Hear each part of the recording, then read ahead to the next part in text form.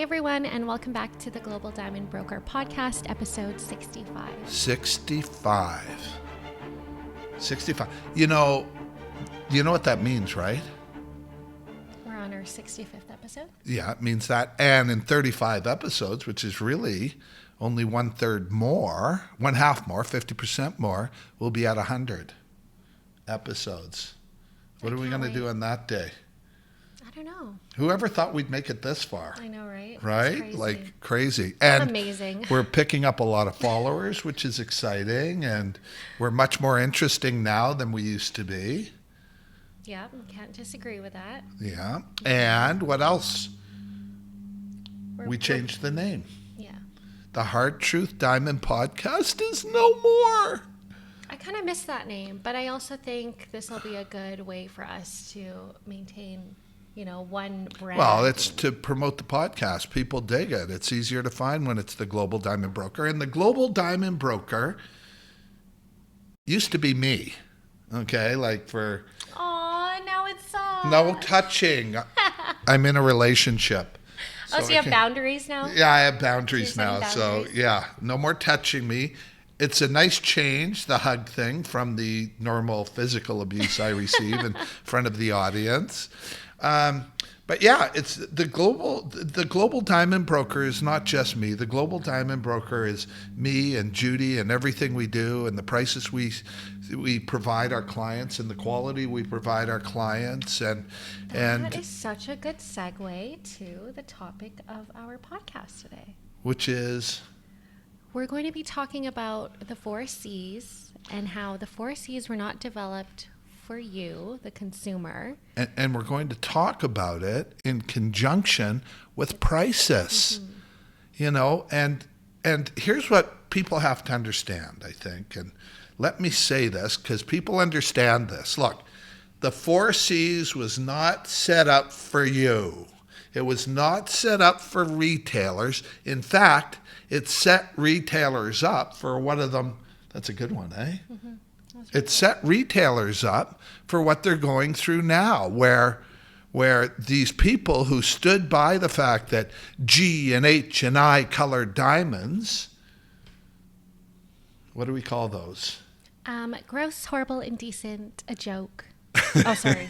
You only set up to I. Anyways. Right? Where they made their living, what we're finding out today is these are dark diamonds. Mm-hmm. And now with the proliferation of lab-grown diamonds, these guys must be shaking in their boots. Hysterical is the word I use. I get these jewelers that come on who, look, bless their little hearts. They believed what the industry told them. They know nothing about diamonds. They know nothing about the industry. And they post these things like laughing faces all the way down the, right? Like, and I say to them, do you not have a response? What's so funny? Right? What's so funny? But the poor guys believed the status quo, believed what the industry told them, and they made a lot of money being lied to and lying to their clients. And now we have a world where these small diamonds that came out of a mine that are dark are having to, and this I think is one of the biggest paradigm shifts in the diamond industry today. Look, if your diamond's small or if your diamond's dark,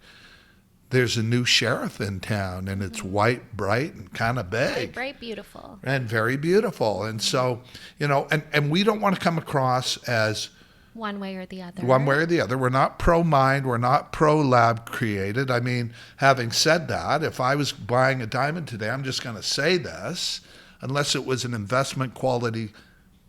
Nothing. I was going to say, if you were buying a diamond for what? For an engagement? Oh no, we're nowhere. Are you kidding?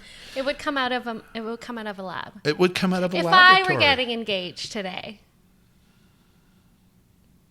What are the odds on? Let's talk about reality, okay? Let's talk about something that could actually happen.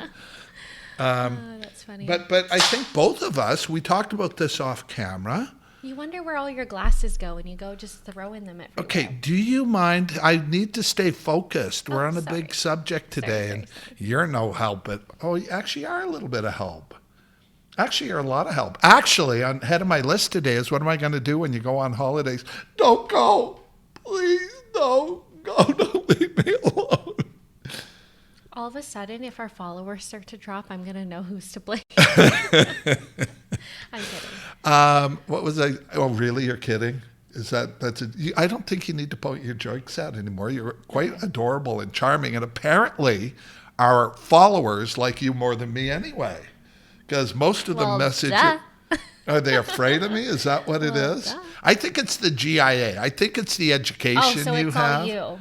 Because you're the one that gave me that name. Well, you studied the GIA courses, did. so I sure did. you kind of gave you the name. I'm educated. Educated? Sorry, let's get back on track. And so, yes, they're gross.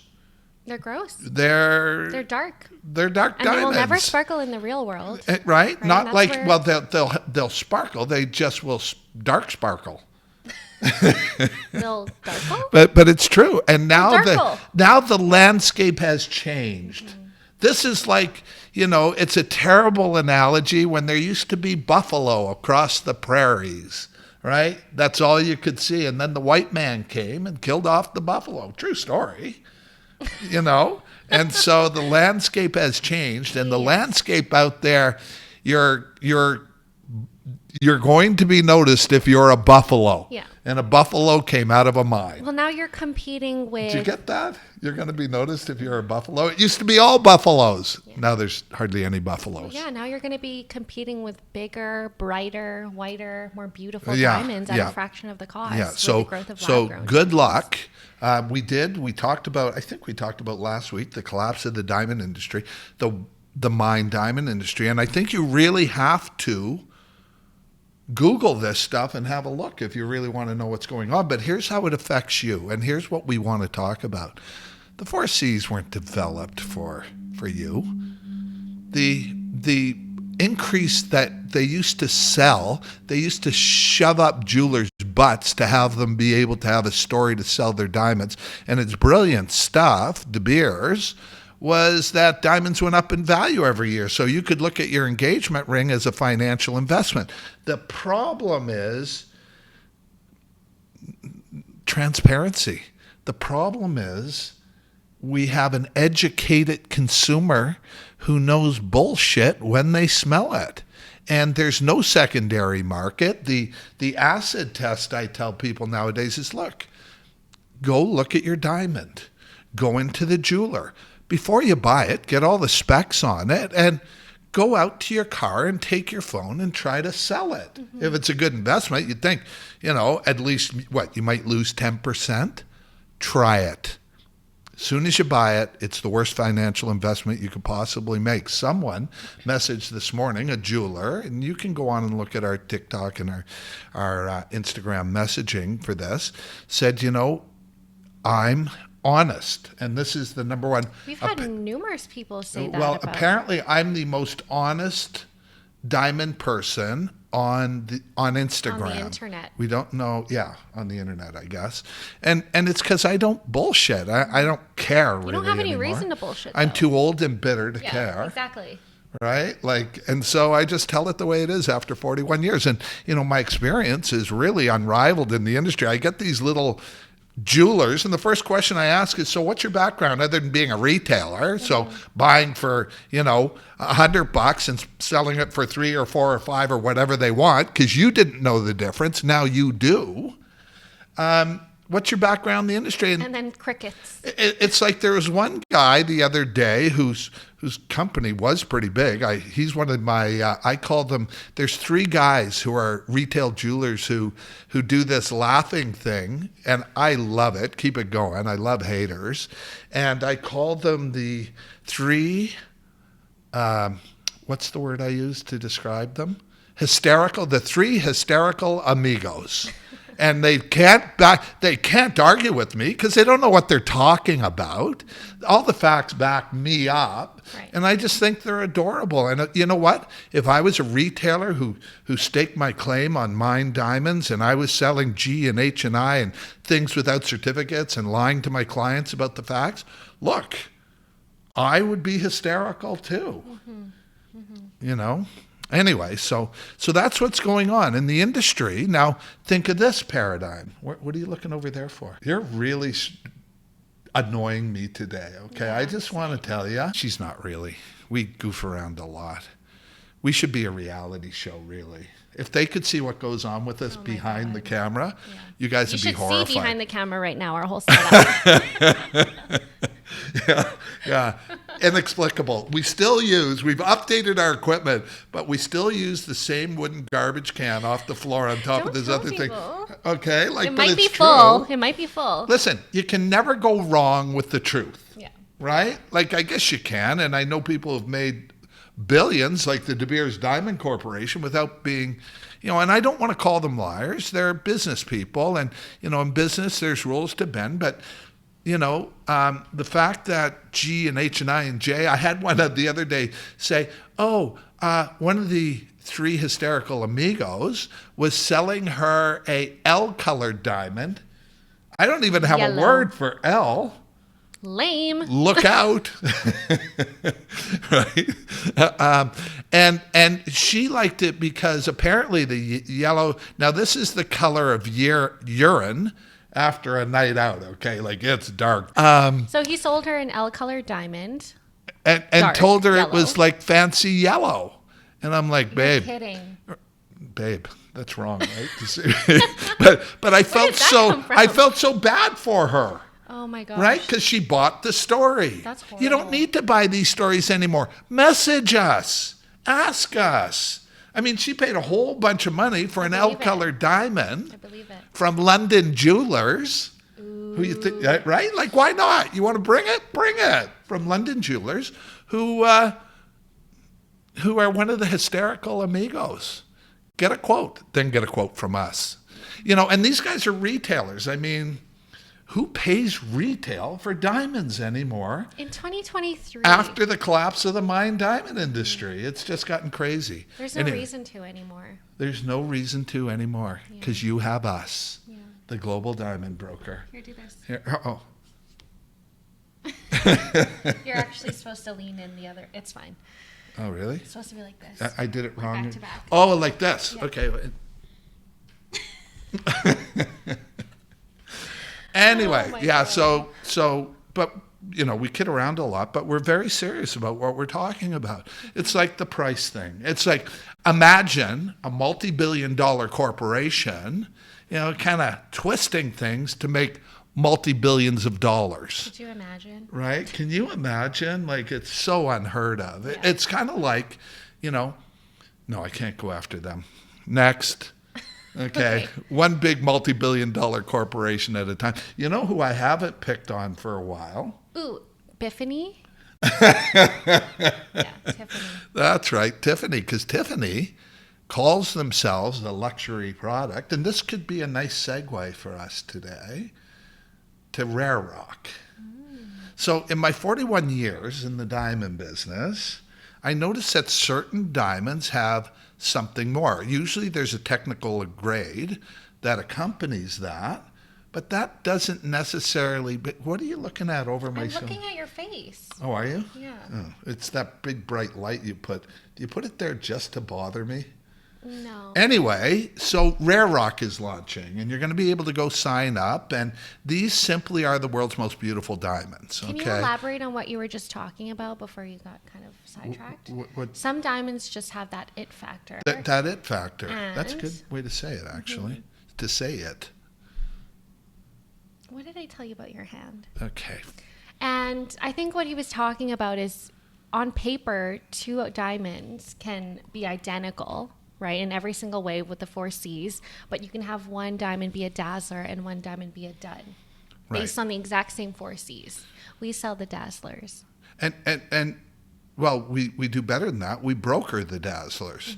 So what we are is we're the cutoff before the retail jeweler, the most expensive middleman in the industry. And so, we like to say, and Judy and I have been cultivating this brand. I've been cultivating the brand for 40 years. We're just launching it now. There are rare rock pieces that were produced in the 80s and 90s, and you'll see some of those when we launch the site. You can go there now and sign up, rarerock.com. Good one, eh?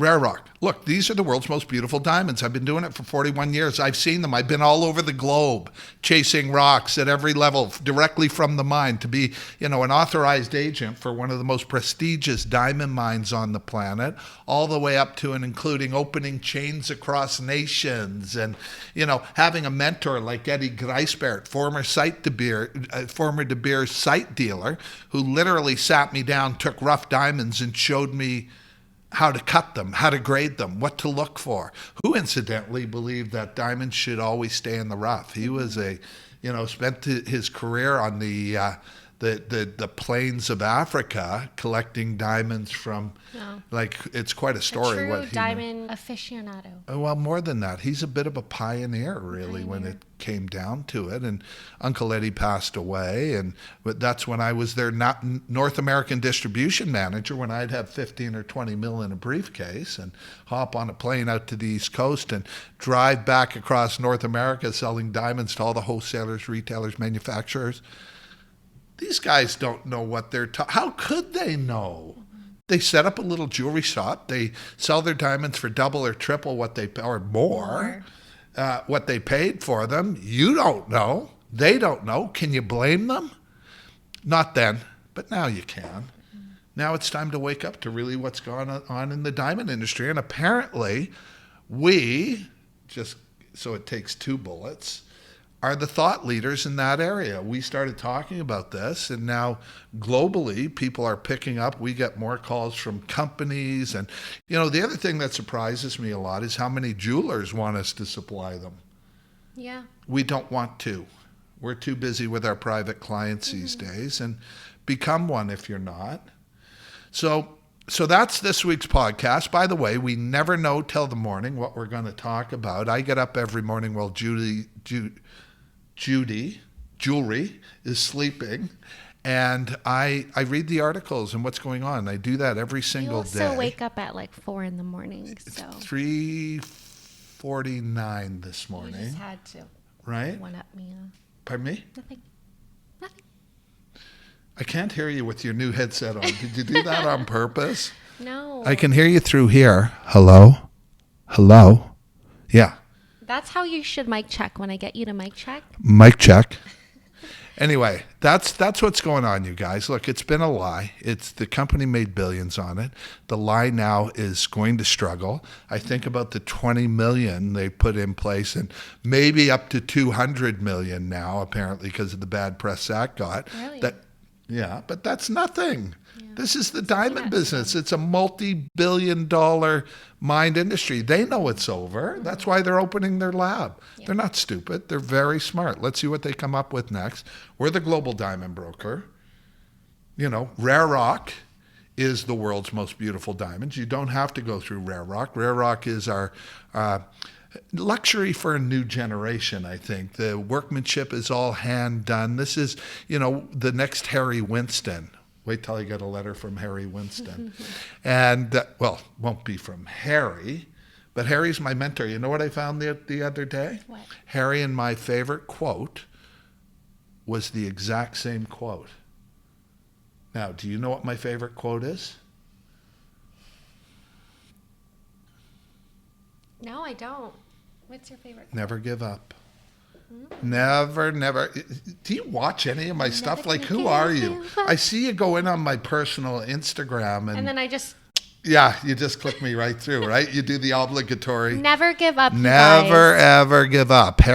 Winston Churchill said it, and it was Winston's favorite quote. And my favorite jeweler by far, changed the generation of jewelry, the most amazing jeweler so far, was Harry Winston. And we take a lot, even today, Harry Winston won't sell a G because it's gross.